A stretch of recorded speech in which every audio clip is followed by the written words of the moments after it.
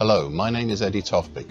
I'm Head of Technical Analysis and Senior Markets Analyst at ADM Investor Services International Limited. And here is your weekly technical analysis of the Chicago soybean complex. Chicago soybeans. Back in late February to early March, when the market reached the December 2020 low, prices turned back up, pushing through congestion at 1161 to 1177 area, and then the 2021 low at 1181, the May 23 low at 1193, December 2021 low at 1223, congestion at 1243, and the mauve highlighted declining medium moving average currently at 1196 before utilizing it as a base in mid-May for the most recent move higher. To add to the discussion, I said the following 10 weeks ago, and I quote, "The one thing such a move higher might start is discussion if the November 2023 today action is a potential descending scallop pattern. The only other thing to bear in mind is not here on this daily chart, but in Chicago soybean meal, and that is the well highlighted annual key reversal down we saw there for 2023.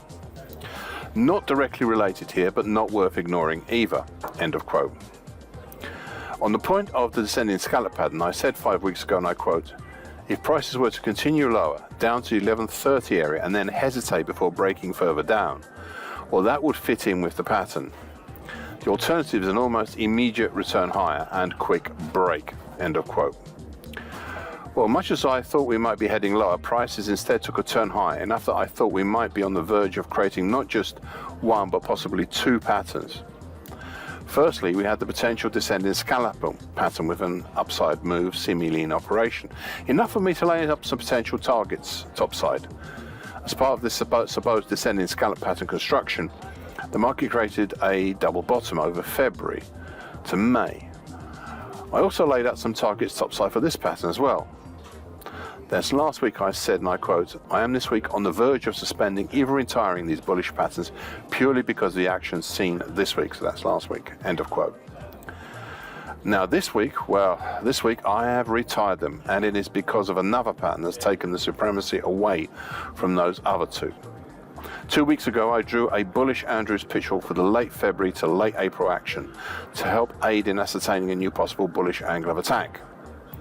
Last week, I finessed that pattern into a shallower bullish shift pitchfork, highlighted in dark blue here on my daily chart.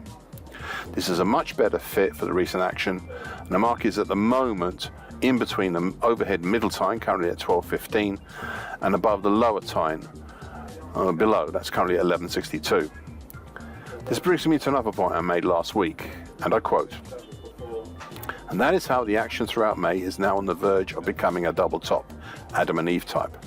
It is not a done deal, but we are close, and I would look to this idea should we see strong consecutive closes below in the very immediate future, below both the short medium moving average, currently at 1200, and the medium moving average, currently 1196.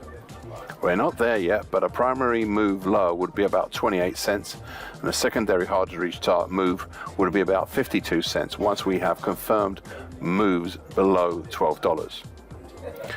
One additional point is that sometimes double tops such as this one appear after a large decline and can indicate the end of that decline soon, so just be aware.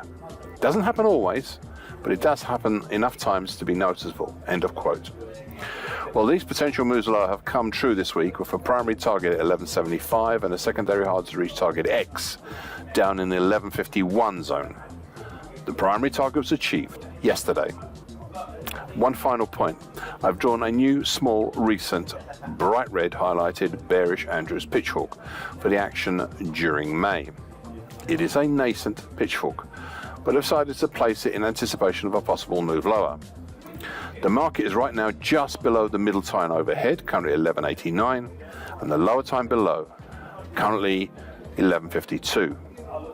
This is a new pattern, and I'm not wedded to it, and I could easily finesse it to a bearish shift pitch hook or retire it altogether.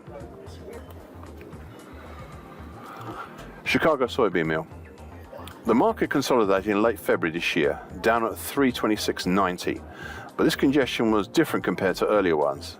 As we had crossing through it back then, the dark blue highlighted extension to the lower trend line, currently 325.40, of the July to September 2021 descending triangle. I said 12 weeks ago, and I quote, "This may be nothing, but I'm minded after such a fall as we've seen last November last year, that this just may see some hesitation around the 327 to 325 zone. I'm not certain on that, but it is worth considering." End of quote. Well, prices utilized this blue highlighted extension to the descending triangle as a base and rallied back up through the 61.8% absolute Fibonacci line at 336.30, and even briefly in late March over the then short medium moving average, which is currently at 354.20, highlighted in green on my daily chart, before again succumbing to bearish pressure from this moving average. The market then created a very early February to early May sideways triangle. We advanced quite a way along the coil of this triangle until breaking on the upside in late April. Prices swiftly reached the primary target and soon after the hardest reached secondary target. However, once all the work was done on the way up from the sideways triangle, the market started to waver, notably being capped in early May by a combination of the gold highlighted declining long moving average, currently 376.40, and especially by the 50% Fibonacci line of the August 2020 to March 22 move at 390 even. Prices backed off down to the nearest congestion area between 363.70 to 368.70 zone, containing the October 2023 low at 366.40. And we stayed between this congestion and the gold long moving average overhead, forming a small double top over May, until the middle of last week when prices finally fell away lower for an immediate countering weekly key reversal down. This left the primary target for the double top at 352.40 and the secondary hard to reach target X down at 343.40. The primary target was reached the day before yesterday, but target X is still live. There are two other features I'd like to discuss. Firstly, last week I drew a purple highlighted late February to very early April bullish Andrews pitch hook to help show the bullish channeling of this market. But I said last week, and I quote, however, this may be a little premature and not needed, as we are currently testing the lower time, and it may give way. End of quote. Well, give way it did, and I will be downgrading this bullish Andrews pitch hook for next time. The move lower is now testing the green highlighted short medium moving average, currently at 354.20. But I suppose the key level is just below, with congestion at 349.20 combining right now with the flatlining medium moving average, currently 349.10. The second feature is a nascent May-based bearish Andrews pitchfork, highlighted in bright red on my daily chart. I've only drawn this to help in showing the channeling lower of the market constructed throughout May, and I'm happy to finesse it or retire it as necessary. At the moment, the market is in between the overhead middle time, that's currently at 360.30, and the lower time below, currently at 346.70. Finally, I will raise once again a key point I raised here 49 weeks ago, and ever since it became to fruition even. And that's at the close of 2023. It was that the whole of 2023 was an annual key reversal down in Chicago soybean meal last year. This potential hangs over all of this market more than anything right now, and all action should be seen in the shadow of this pattern. Chicago soybean oil. At the turn of the year, the market broke down through the 38.2% Fibonacci line at 48.95 that held up prices over November and December last year. At that time, it looked as if the market might form a very extensive bearish half hesitation, with potential being as low as below 40 even. However, the decline was a lot shallower than in previous moves lower. This was possibly dictated on top at the time by the green highlighted short medium moving average, currently 45.89. Prices went down to the area of congestion we last saw in May 2023, consisting of 3, possibly 4 bands. They were and are 44.68 to 45.04, made up of the 2014 high at 45.04 and the May 2023 low at 44.68. Then the tight 43.80 to 43.94 zone, made up from the 50% absolute Fibonacci line at 43.80 and the April 2014 high at 43.94. Then the interesting 42.65 congestion with the nearby neckline highlighted in bright red of the October 2019 to February 2020 head and shoulders top, and that's currently 43.81. I mention all these because some 47 weeks ago and numerous times since, I said the following about the big descending wedge pattern that was on my daily chart back then and is now high up off the top of my chart. I said the following, and I quote, "I would consider this descending wedge pattern may have lately morphed into a possible scallop pattern," end of quote. This was a big pattern idea, and the market declines since autumn of last year fitted in with this. The exceptions I voiced of eventually witnessing a fall down to the area of the May and June lows between 48 even and 46 even zone, which is where we've recently been. I have often stated here that I am keeping a very, very close eye on this idea, as any significant break below the 48-46 zone could signal the start of a rest of this move lower. Said 12 weeks ago, and I quote, "So far I am not convinced of this move, that we've seen this break lower already. No, not just yet. However, 3 things to bear in mind. Firstly, this is a really big pattern, stretching from November 2022 to date, so do not expect any immediate sharp movements. Secondly, data indicates about 3 out of 4 times the market breaks lower. Just be aware of that. Finally, I would like to float the idea of a recent unusual bear channel," end of quote. Now, I've highlighted this bear channel dating from the start of 2023 in dark blue on my daily chart, and it's currently 39.30 to 45.81.